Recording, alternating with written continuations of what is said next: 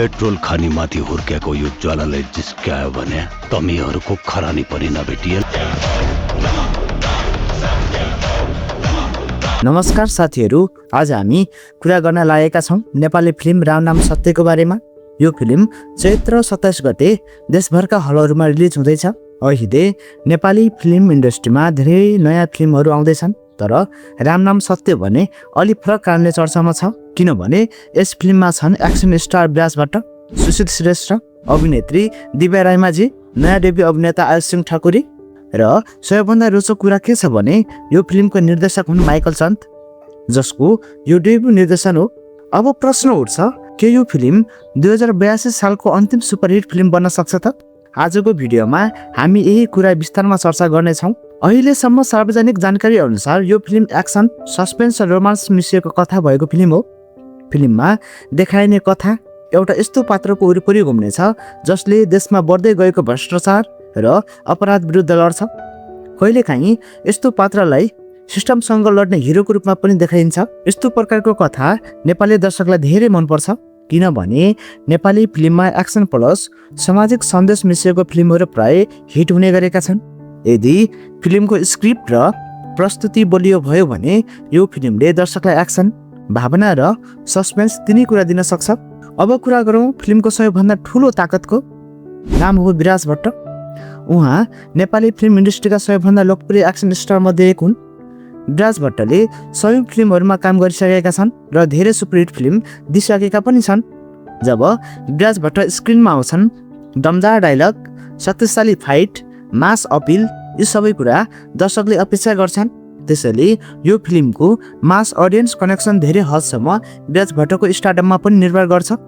यदि उनको रोल दमदार भयो भने फिल्मलाई ठुलो फाइदा पुग्न सक्छ। फिल्ममा अर्को महत्त्वपूर्ण नाम हो सुशील श्रेष्ठ। सुशील श्रेष्ठ अहिलेका युवा दर्शकबीच लोकप्रिय अभिनेता हुन्। उनको स्टाइल, एक्सन र फिटनेसले युवा दर्शकलाई आकर्षित गर्छ। यदि फिल्ममा विराज भट्टको अनुभव र सुशील श्रेष्ठको युवा ऊर्जा दुवै राम्रोसँग प्रस्तुत भयो भने यो फिल्मको एक्सन लेभल निकै राम्रो हुन सक्छ। यस फिल्ममा देखिने छिन् दिव्या रायमाझी। दिव्या रायमाझी अहिले नेपाली फिल्ममा नयाँ तर निकै चर्चित अभिनेत्री हुन्। उनको अभिनय, सुन्दरता र स्क्रिन प्रेजेन्सले फिल्ममा रोमान्स र भावनात्मक पक्ष थप्न सक्छ। यदि उनको चरित्र राम्रोसँग लेखिएको छ भने फिल्मलाई अझ आकर्षक बनाउन सक्छ। यस फिल्मबाट आयुष सिंह ठकुरीले पनि डेब्यू गर्दैछन्।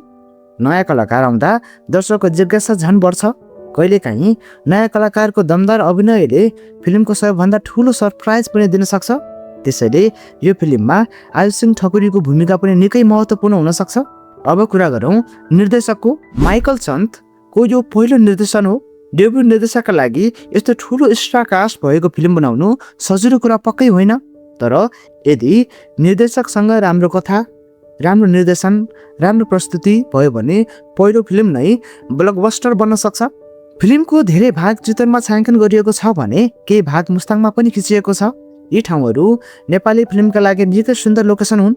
सुन्दर लोकेसन प्लस राम्रो सिनेमाटोग्राफी भए फिल्मको भिजुअल क्वालिटी पनि राम्रो हुनेछ। अब सबैभन्दा ठुलो प्रश्न छ, के राम नाम सत्य 2082 को अन्तिम सुपरहिट फिल्म बन्न सक्छ त? यसका केही कारणहरू सकारात्मक पनि छन्, जस्तै विराज भट्ट जस्तो मास हिरो, सुशील श्रेष्ठ जस्तो युवा स्टार, होइन, राम्रो स्टार कास्ट भएको फिल्म, एक्सन र सस्पेन्स मिसिएको कथा, नयाँ निर्देशकको नयाँ दृष्टिकोण। तर फिल्म सुपरहिट हुन एउटा मात्र कुरा सबैभन्दा महत्त्वपूर्ण हुन्छ, त्यो हो कन्टेन्ट। यदि फिल्मको कथा बलियो भयो, होइन, स्क्रिन प्ले राम्रो भयो, एक्सन र भावना सही सन्तुलनमा भयो भने राम नाम सत्य निश्चित रूपमा ठुलो हिट बन्न सक्छ। तर यदि कथा कमजोर भयो भने स्टार कास्ट भए पनि फिल्म सफल नहुन सक्छ। मेरो व्यक्तिगत विचार के छ भने यदि यो फिल्मले दर्शकलाई दमदार एक्सन, राम्रो कथा, भावनात्मक कनेक्सन दिन सक्यो भने राम नाम सत्य 2082 सालको अन्तिम सुपरहिट फिल्म बन्ने सम्भावना धेरै छ। तर अन्तिम निर्णय भने दर्शकले नै गर्नेछन्। यदि तपाईलाई नेपाली फिल्मको यस्तो जानकारी मनपर्छ भने लाइक, कमेन्ट, सब्सक्राइब गर्न पनि नबिर्सनु होला। धन्यवाद। फेरि भेटौँला अर्को भिडियोमा।